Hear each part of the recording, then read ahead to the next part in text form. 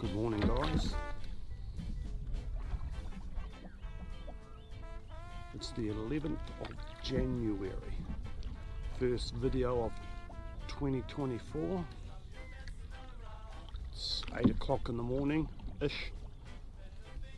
It's a little cool on the water and it's flat as glass out here. Today came out to the lake yesterday.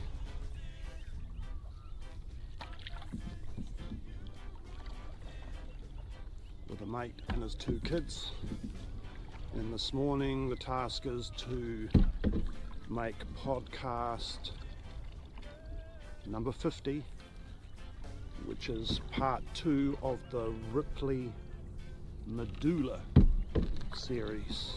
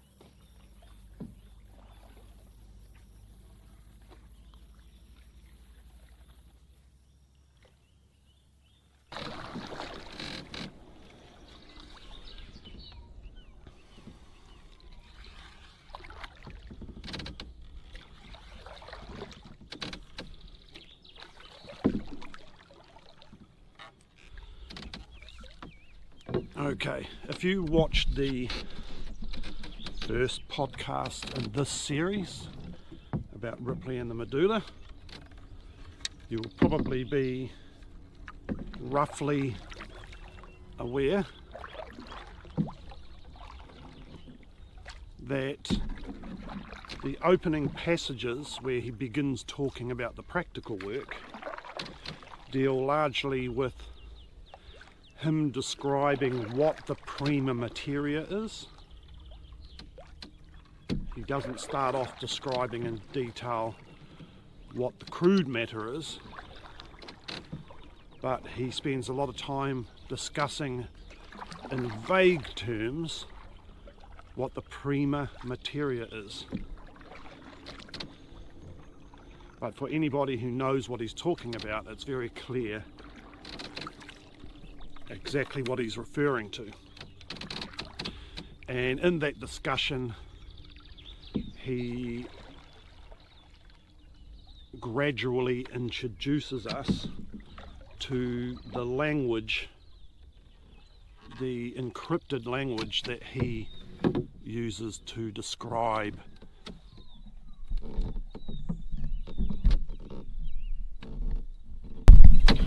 prima materia.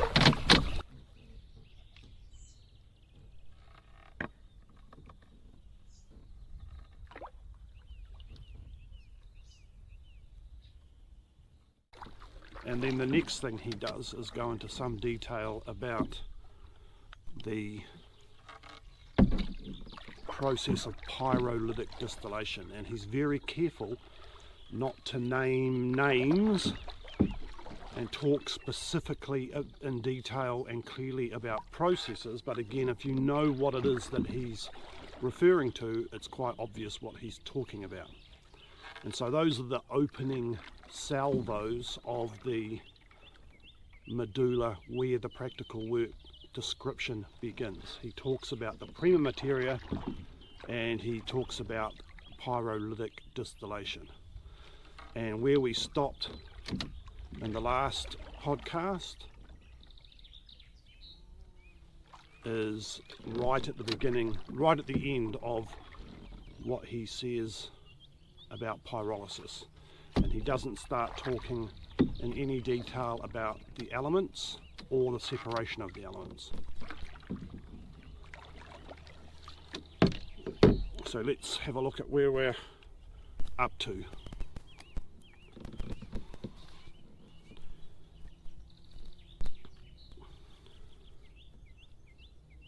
So we got to where we stopped last time was passage number 12 in chapter LXI, the preface to the Archbishop of York. So now we're up to passage number 13, which is the last passage in that first chapter.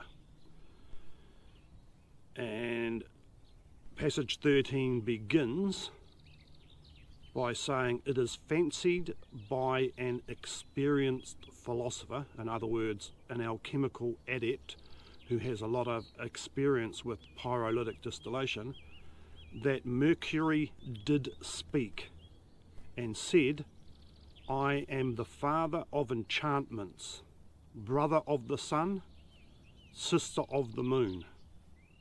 I am the water of life drawn out of wine. So very important cryptographic statements. The brother of the sun, the sister of the moon. What this means is that the substance of Mercury, the physical substance, before pyrolytic distillation, and you can remember from the last section that we looked at that he uses the name Mercury even for the crude matter and the prima materia. So Mercury as a solid substance, and also mercury after pyrolytic distillation, which could be called mercurius duplicatus, double mercury, a red and a white mercury. This substance, this thing, this entity is brother of the sun, sister of the moon. And that's code language, obviously, and it means that the mercury that the philosophers manipulate in the lab is related to, closely and intimately related to, the concepts of the sun and the moon. And when he uses the term sun and the moon, he's not talking about the planets in the sky. Vaguely, in a very remote fashion, there is allegedly a relationship between the red and white mercuries and the planetary bodies, the celestial bodies of the sun and the moon. But what he is actually referring to when he uses the term sun and moon is philosophic concepts. And the terms sun and moon, or sol and lunar, refer to the two poles of physical binary, of the physical binary. And they call these two poles the sun and the moon in cipher language. So when we pyrolytically distill the prima materia, what we're being told is that the red mercury and the white mercury that come over, the white mercury is a clear volatile liquid, the red mercury is a red oil-like substance. They are related to the two poles of the binary, the philosophic concept and the metaphoric view of the polar nature or the binary nature of physical reality. And by that he's saying that these two substances are a kind of a manifestation or an appearance of these two philosophic concepts in the lab.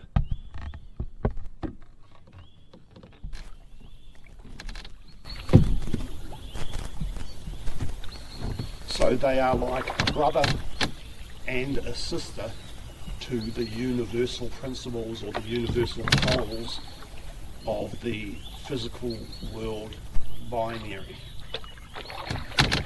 Mercury, I am the brother of the sun, the sister of the moon.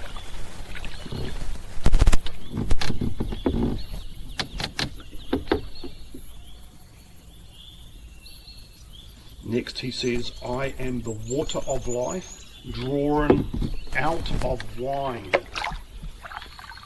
So what we have here in this reference is a direct quote or a direct reference to Raymond Lully, the alchemist.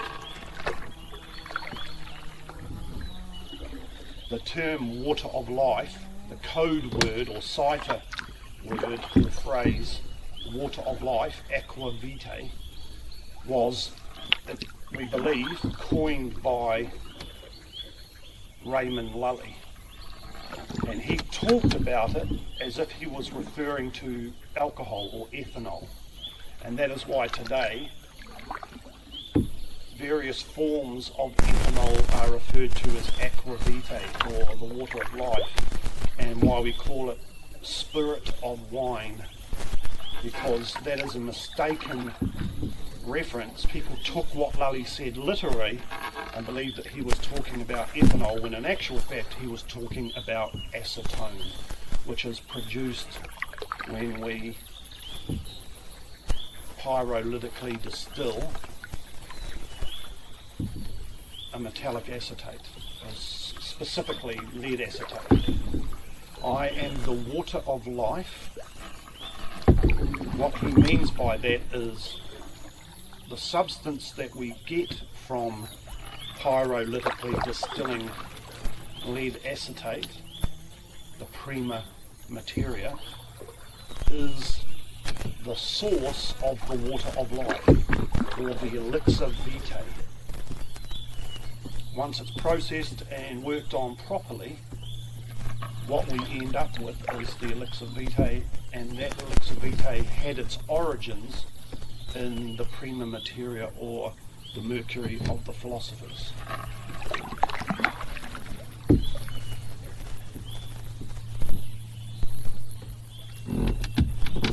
And then he says that this water of life is drawn out of wine. And this is an absolute blatant reference to Lully's cipher system of language that he uses to talk about the acetate part.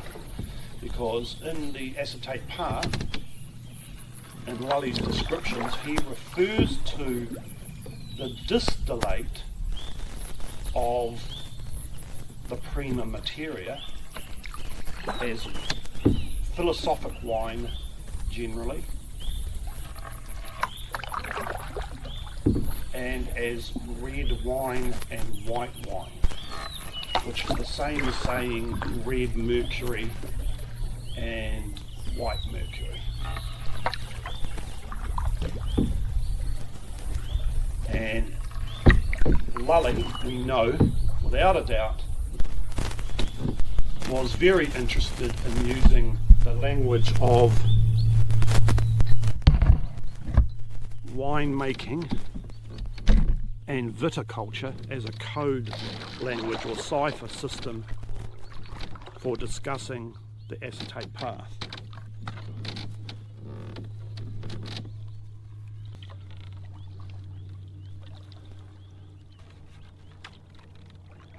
I am the water of life, and I am drawn out of wine, or the distillate product of pyrolytic destructive distillation of metallic acetates. When we perform pyrolysis, the entire distillate which comes over, which is made up of a number of different chemical components, but as a whole that distillate is generally referred to as philosophic wine, or the wine of the sages, or the wine of the philosophers.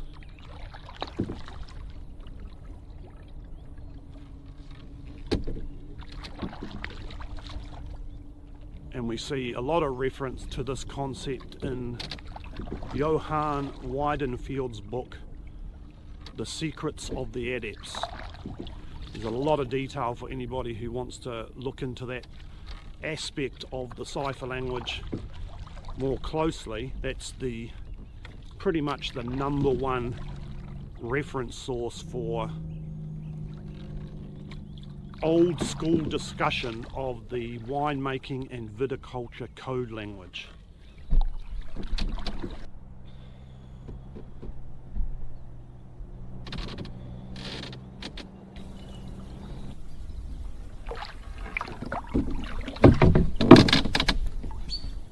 So continuing on, I am the water of life, drawn out of wine, i.e. out of the wine of mercury. So that now very clearly defines what he means by wine. It is a substance which comes out of mercury. And we already know very clearly, because he's described it perfectly, exactly what mercury is supposed to be. So that leaves no doubt about what we're talking about when the word wine is used for philosophic wine, because there's only one thing which comes out of mercury, which in that instance he means the prima materia, or the acetate of lead, the wine that comes out of mercury.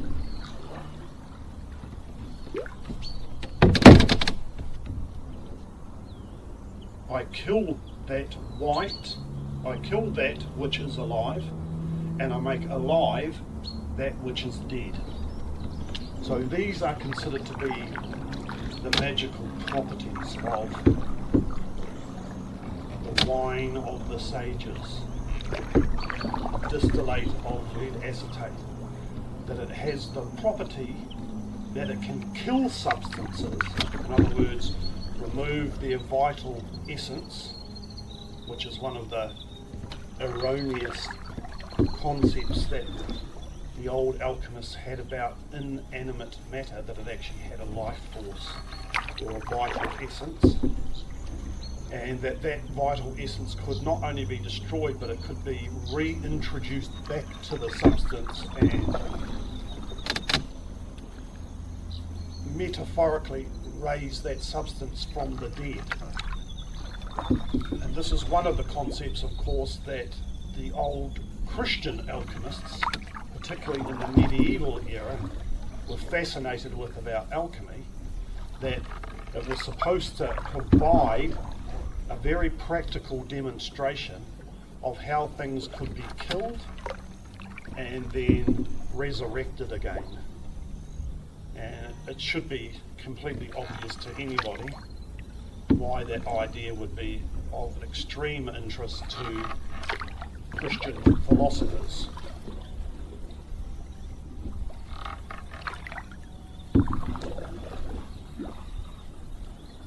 So an important part of the alchemical process, the great work, the confecting of the Philosopher's Stone, is that at one point early on in the work, the matter or substance or materia of the stone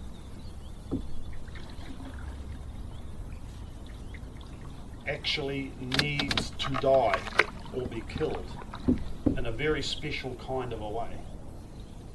And then after that has happened, it needs to be brought alive again. And this is an essential part of the process, according to the old alchemists, because you can't give the stone its magical properties of transmutation until it has passed through the realm of death and been reborn again. They really believe that the stone, and likewise analogically human beings, could not have their immortal and magical nature without dying and being reborn again. And they believe that this was the lesson of that part of the Gospels which discusses the death and resurrection of Jesus of Nazareth.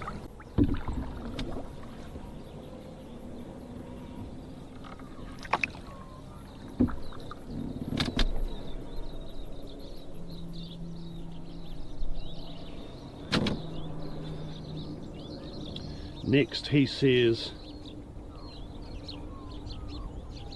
I make black and I make white, and I carry in my belly the soul, S-O-L, of the philosophers.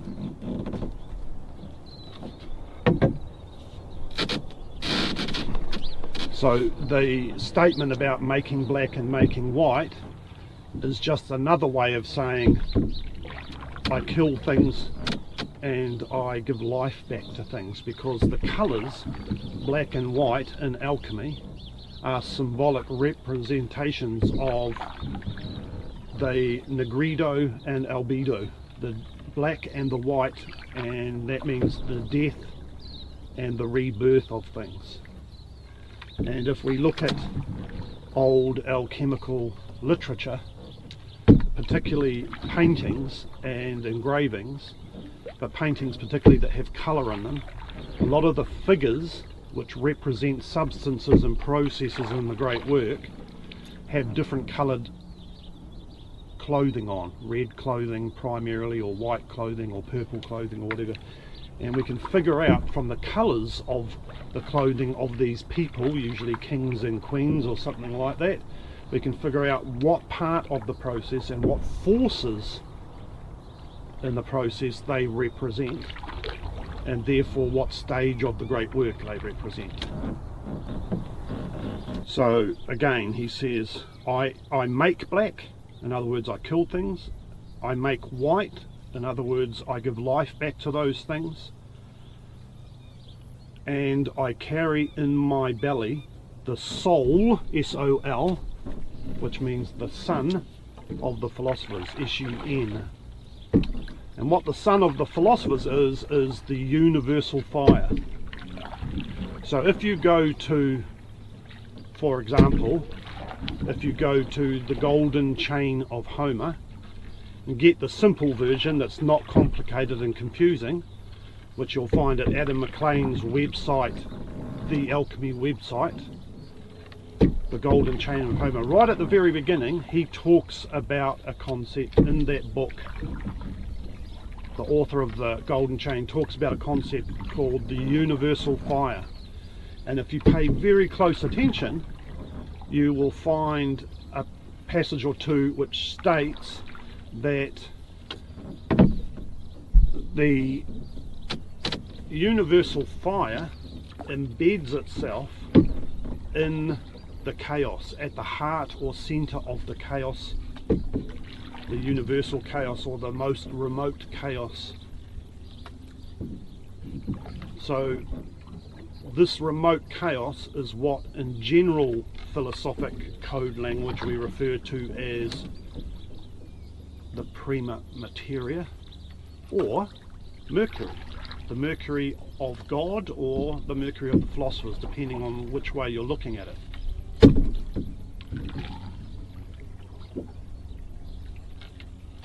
And it's a liquid, a water, a chaotic ocean, a chaotic water, the sea that existed at the beginning of creation.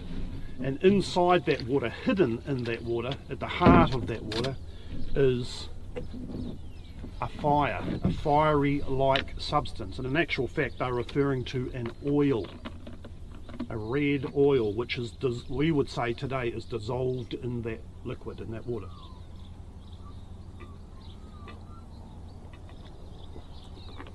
And this fire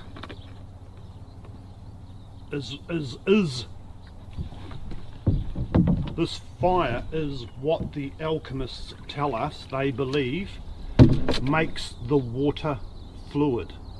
If that fire wasn't inside that water, the water would be viscous or gluey or solid. But because that fire is in there, and fire is fluid of itself, it imparts fluidity to liquids. So they would say, the old alchemists would say, anywhere that we have a fluid, inside that fluid there will be an oil which is animating that fluid, and they call that oil the universal fire. And they're very interested in getting their hands on that universal fire because they believe that universal fire is the agent of transmutation. It's the thing that allows transmutation to be able to be effected. The soul or son of the philosophers. And depending on which kind of a view you have about Christianity when you're an alchemist, particularly back in earlier times, they would consider Christ to have only been an allegory for this universal fire which is hidden in the chaos. Christ being the Son of God, or the S-U-N of God, not just the S-O-N, and therefore he is the son or soul of the philosophers, the fire that they want to get their hands on, which can cause transmutation.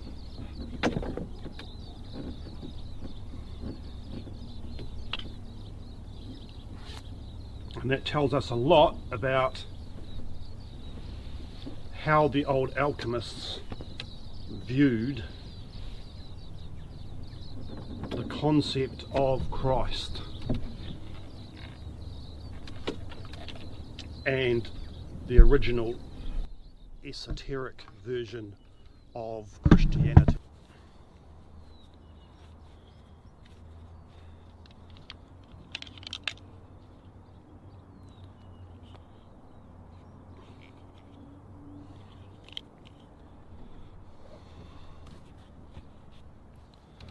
So in the belly, I carry in my belly, in other words, in my inward parts or in my hidden centre, the soul of the philosophers.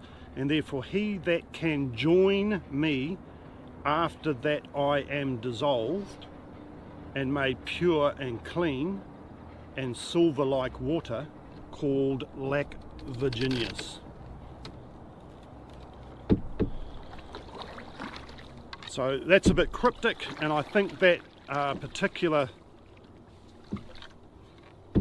phrase is the subject of a bad transcription or bad translation.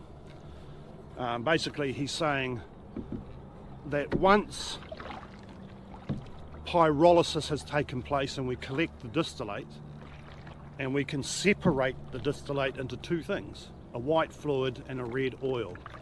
In other words, once you have separated me into the red and the white and rejoined me again, which is an abridged reference to a much longer process towards the end of the great work. And therefore he that can join me after I am dissolved. Remember, Ripley, we've discussed this before in the previous podcast, dissolution or being dissolved, in this case, in reference to the crude matter and the prima materia, means pyrolytic distillation, because they consider pyrolytic distillation to be a way of dissolving the prima materia into its fluid state, and made pure, clean, and silver like water, called lac Virginius. With my brother the sun, in other words, unite that clean, pure, acetone, clear, volatile liquid with my brother the sun, which is the oil, he shall tinge him with my soul, not only much more than he was before, but by 100-fold. But also, if he be joined with my sister Luna, he shall make all things fair and bright. This lac Virginius is a silver-like water, somewhat thick. So now we're starting to refer to a new substance, which he hasn't really talked about previously.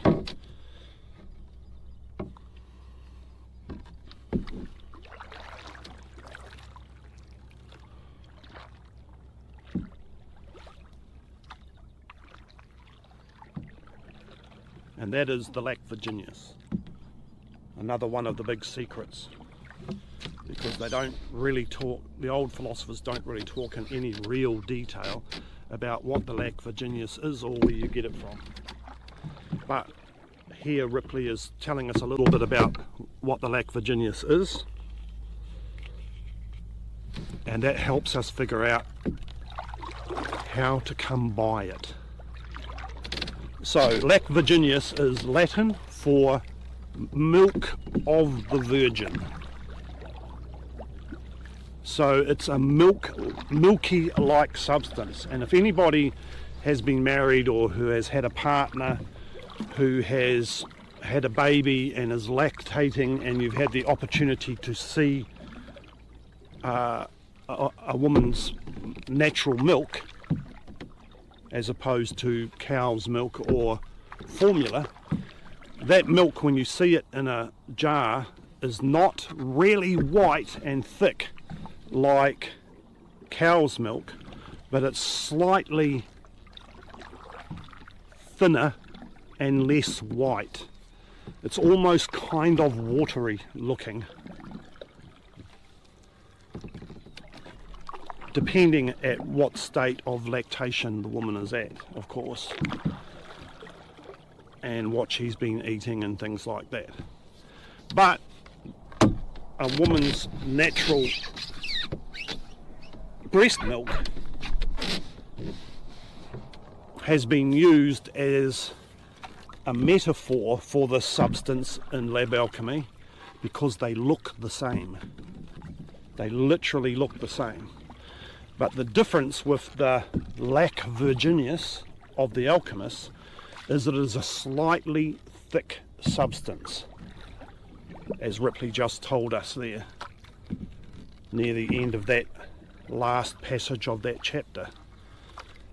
And what it actually is that it is the mercury, particularly the white mercury, and in those days they didn't have a word that meant transparent or clear when they were talking about fluids. Like a glass of water, they would say it was white, not clear or transparent, and that can be a bit confusing.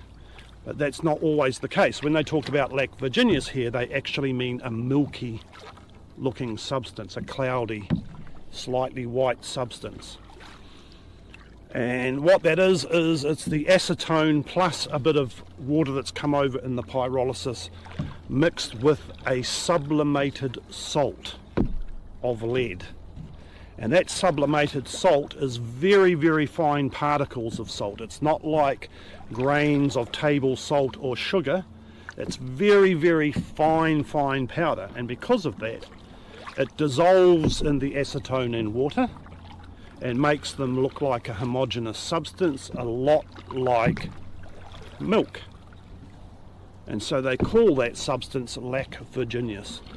And during pyrolytic distillation of lead acetate, right at the very beginning, you can see this milk for a little while, and then it disappears as you get more water and then more acetone, and then the red oil starts coming over. That milky cloudiness kind of disappears, and you end up with what looks like sometimes a partial clear water-like substance with an oil floating on top, or the two of those things mix together and make like a yellowish kind of oil which looks like dark urine but a lot cleaner. So I'll read that little bit again. And made pure and clean and silver like water called lac Virginius with my brother the sun. He, in other words, adding that milky substance to the red oil, my brother the sun, you'll create a substance or an item or an object which shall tinge him with my soul. In other words, it will colour the whole stone with the oil. Not only much more than he was before, in other words, the stone will become red from this oil, but not the degree of redness that we experienced from the oil previously, but a redness that is 100-fold more richer. And also, if he be joined with my sister Luna, he shall make all things fair and bright. This lac Virginius is a silver-like water, somewhat thick. Make all things fair and bright, and that's a very obtuse and vague reference to the elixir of life and the philosopher's stone and transmutation.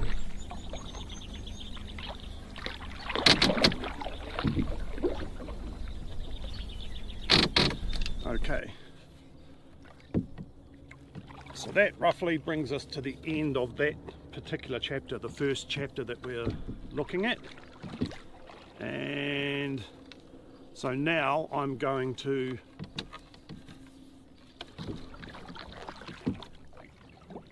move on to the first passage of the next chapter, which is chapter LX11II, LXII, whatever that is, Roman numerals.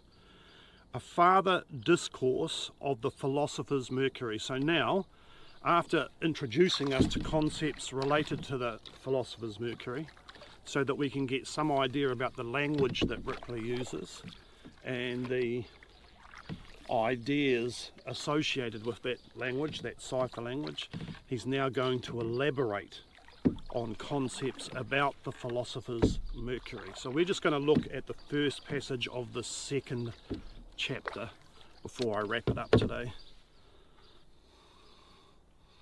Of this mercury speaks another philosopher thus: when its elements are separated and again joined and mixed together by equal weight, then it is made a complete elixir upon Saturn and Jupiter. But its elements cannot be separated until such time as it is dissolved, and of this metaline water ought the artist to draw a tincture. So he's kind of summing up in that first passage of the second chapter everything that he has said up to this point, but he's doing it in one kind of long sentence, or in this paragraph or passage. And what he's saying is that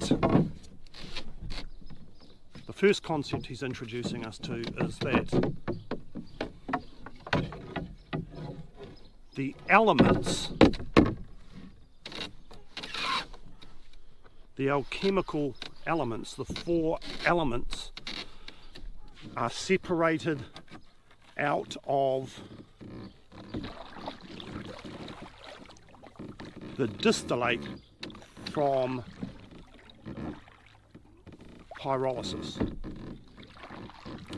So we're kind of gently moving on to the next subject while he's summing up what he's said thus far.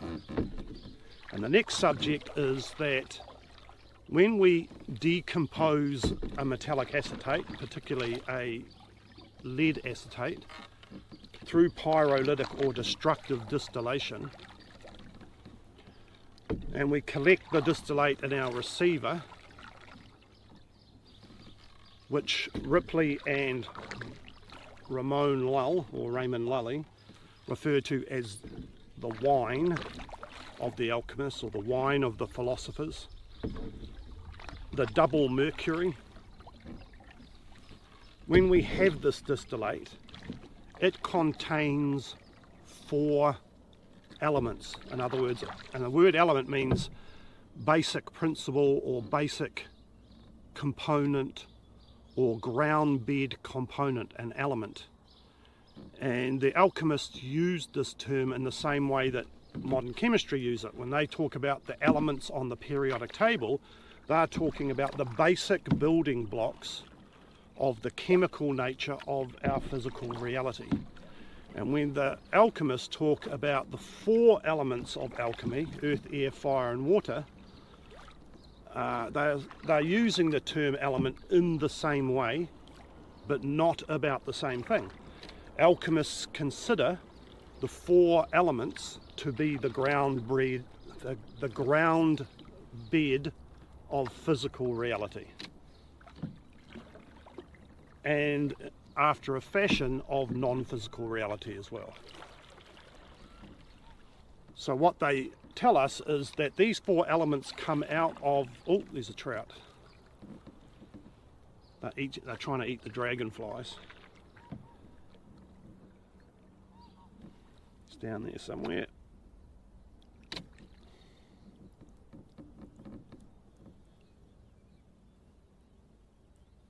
Can't see him.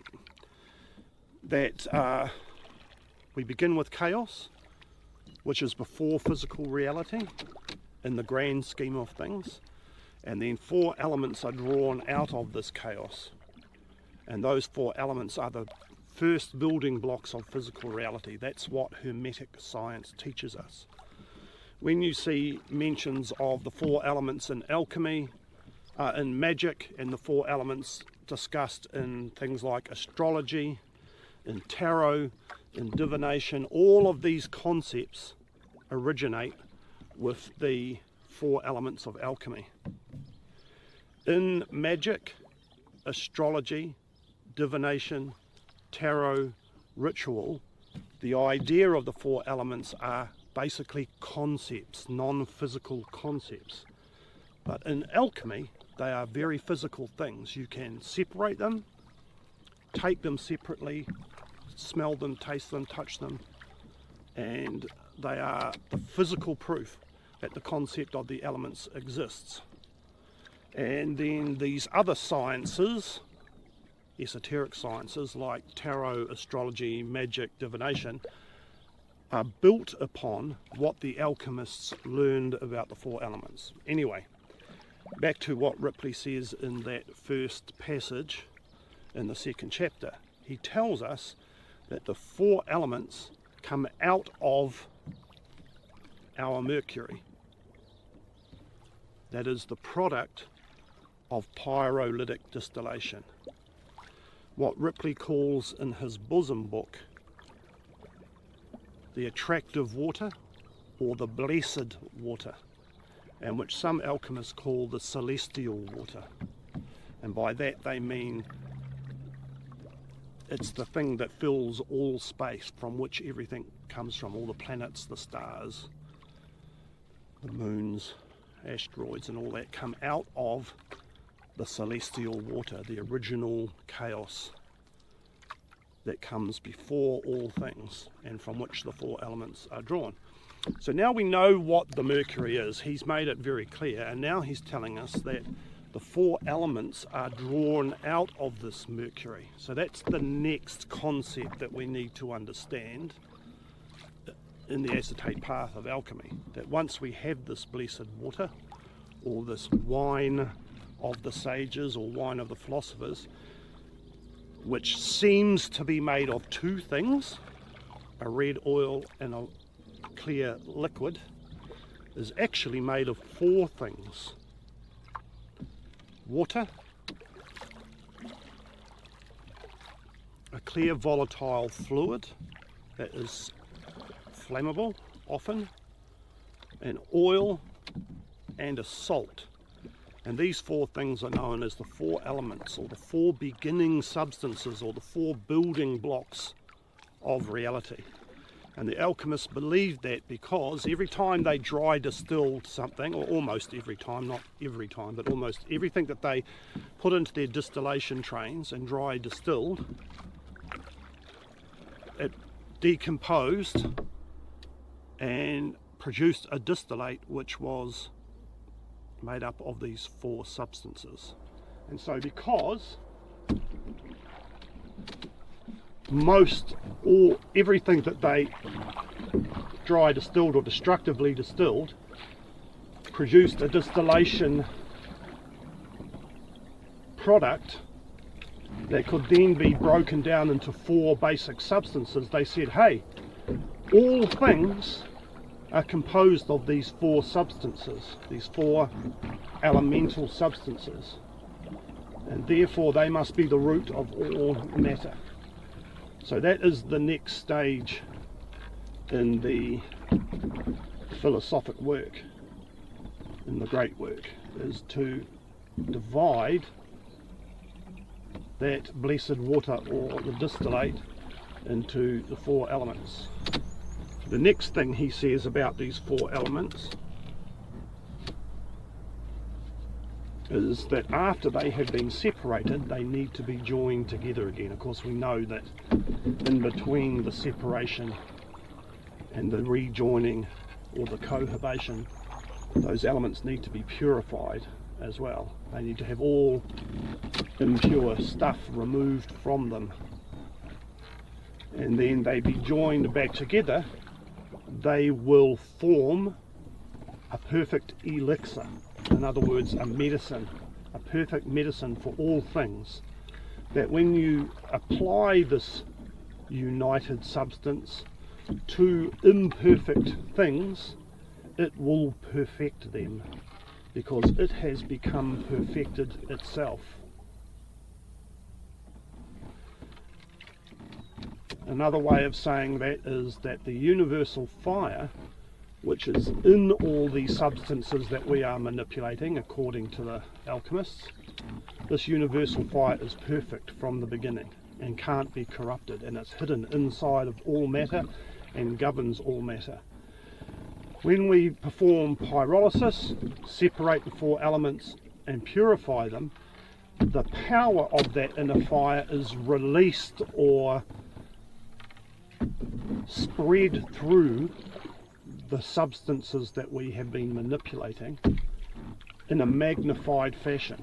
Remember previously he said the soul, S-O-L, of the philosophers is magnified 10 or 100 times more. In other words, now we've tracked the potency of that universal fire with the mechanism which baffles its power, which undermines its power or blankets its power. We've removed that blanketing agent, which is the impurities, and so the power of that universal fire can shine through the matter that we've encased it in, and that matter then becomes an agent or channel for the power of that universal fire. That's basically how they saw the process of transmutation.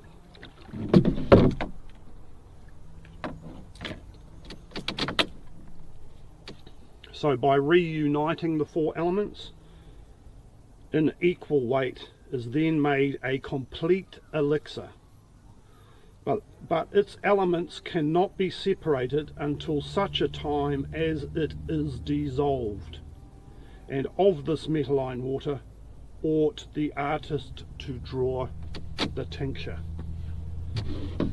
So I'll repeat again, just so that we all understand that here in this text and in this way, when he says until it has been dissolved, he's talking about the lead acetate or the original prima materia, the solid form of the mercury of the philosophers, that we can't do anything with it until it has been dissolved. In other words, until that solid substance has been converted into a liquid, and that's what pyrolysis does. And we know, because of the way he talks about all of this stuff, and he doesn't clearly explain that it's pyrolysis that he is referring to, he's obviously trying to hide what pyrolysis is.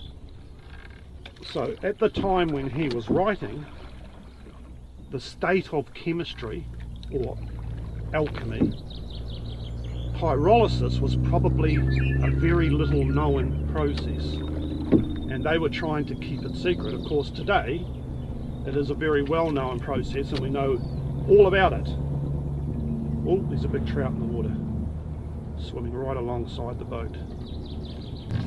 So even though when we read these texts, it's obvious and we are aware that they were trying to hide ideas, all we need to know about that these days is that back in their time, hardly anybody knew about these things. So they had to talk about them in a veiled way, in cryptic language.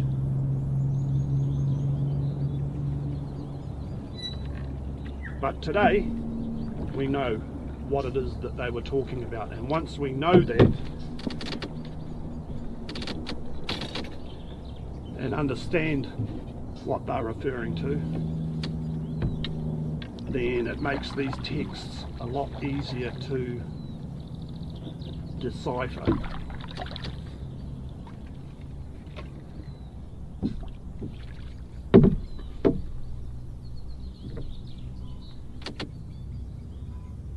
So he says, once the elements are pure, we join them together again in equal weight. So we're talking here about creating a balanced substance for the basis of the stone, and that will create a complete elixir. But we can't obtain the elements until we have first performed pyrolysis, or what he says, until the mercury is dissolved. And this metalline water ought the artist to draw a tincture from it. If we perform this process, we know exactly what he's referring to.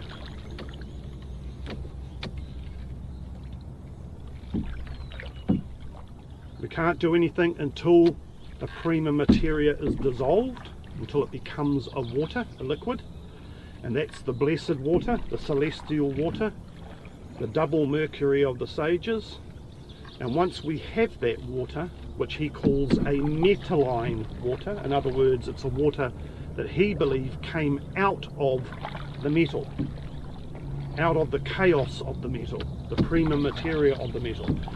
today we know through chemistry and physics that that's actually not true, that the water that he's talking about is acetone and a red oil which is mostly but not completely composed of phenols, and that both of these substances actually came out of the acetic acid that we used to create the lead acetate. They don't come out of the metal at all. And this whole subject is so misunderstood that even today a lot of people who are students of lab alchemy and have an interest in the acetate half, they still believe the kinds of things that my teacher taught me, which say that, for example, when we use acetic acid to draw a tincture from the oxide of a metal, or to produce an acetate of a metal, that tincture, that colour, that oil is pulled out of the metal. Well, even though that's still a common belief today, the fact is it's not true. My teacher very much believed it was true. Frate Albertus told her that that's what was happening, and he was wrong too, which is very strange for a man who surrounded himself with people who had degrees in chemistry and who were professional chemists, and not even they understood that you can't take an oil out of a metal. It doesn't happen. That what happens is when you put the oxide of the metal, lead acetate or whatever, the oxide of a metal, lead oxide, into acetic acid, that the metal bonds to the acetic acid, and then a catalytic reaction happens where the energy and the structure of the molecules of the metal catalyze the acetic acid, and the acetic acid changes its color and its viscosity and becomes what looks like an oil. There's another trout. And becomes what looks like an oil. That oil comes from the acetic acid. It doesn't come from the metal. But in order to give the old alchemists their due, we might say that because the molecules of lead affect the acetic acid with their energy and their geometric structure, that causes a catalytic reaction in the acetic acid and polymerizes it, we could say that the acetic acid has adopted or taken upon itself something of a metallic nature. It hasn't become a metal, but the metal has influenced it in order for it to become a new thing, which is an oil-like substance, which is often green but sometimes red, and which was very commonly by the old alchemists referred to as the green lion.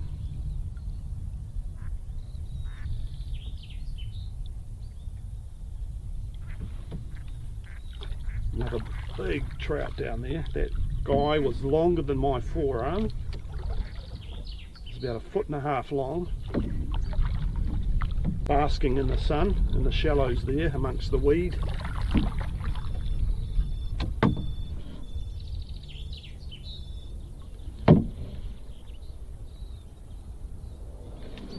And so the last little bit of that first passage in the second chapter says,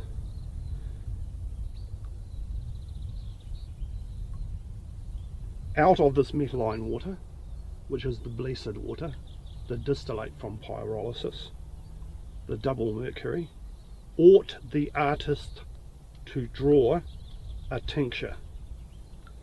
In other words, when we have the blessed water, the double mercury, as a single substance, if you like, that's certainly how they saw it straight after the pyrolysis. They consider it to be a single substance made of two things, a red thing and a white thing. They say we need to draw out of that water a red oil.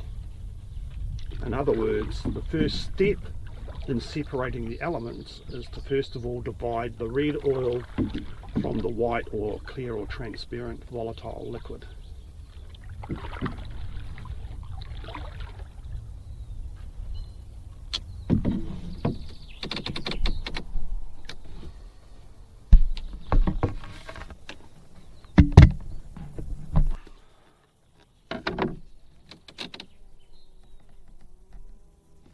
Okay, so I'm heading back to the camp now.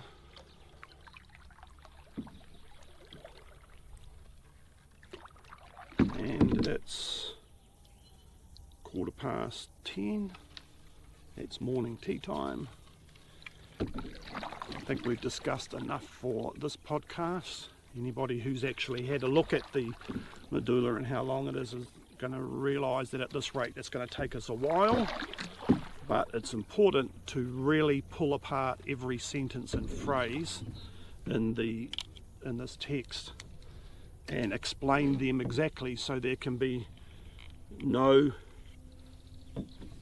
mistake about what we're talking about here, and no mistake about how one passage or phrase or sentence will validate another passage or phrase or sentence, and they build one upon the other until we have a whole string of evidence, like a web or network, that supports the entire idea and philosophy about what these texts mean.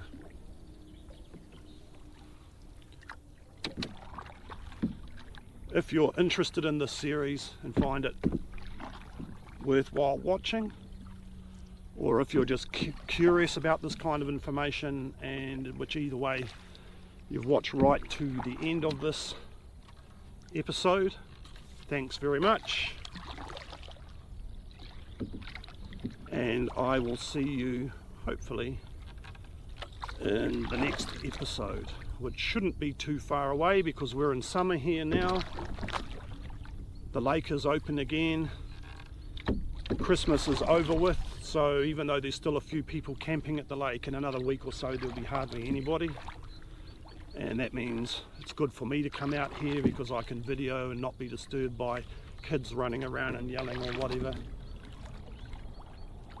And it means over the summer, with any luck, I should be able to pump out a number of podcasts very quickly, relatively quickly. Also, I'm on annual leave from the 16th of February. It hasn't been approved by my boss yet, my application, but I applied 2 months ago. That's more than long enough for them to be able to work things out to cover my shifts. Even though they haven't applied, I'm basically telling them I'm taking the leave anyway. So for 2 weeks we will be on a road trip and canoe camping. One of the Hermetism guys, in fact the guy who runs Hermetism now, is coming over here from Colorado to hang out with us. We're having a bit of a special meeting between the senior staff of Hermetism, and we will be probably here or up at Lake Waikaremoana for a week before he goes to the South Island. I think he's going to the South Island hiking, and while we're here we should be able to get maybe a couple of special videos done, so we might have a couple of special videos in between the podcast for this Ripley Medulla series, just to break it up a bit, or I'll save them to upload them later on.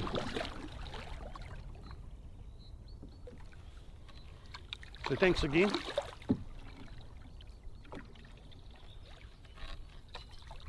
See you in the future.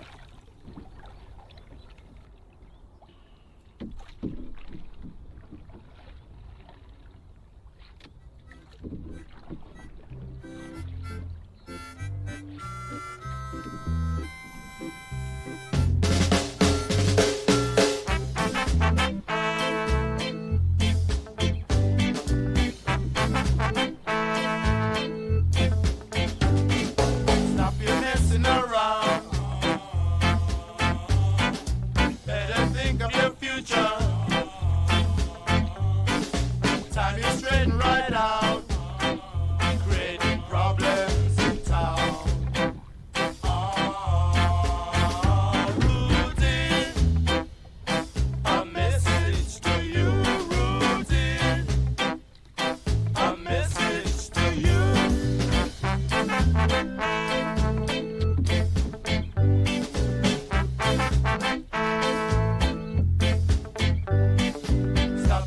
fooling around.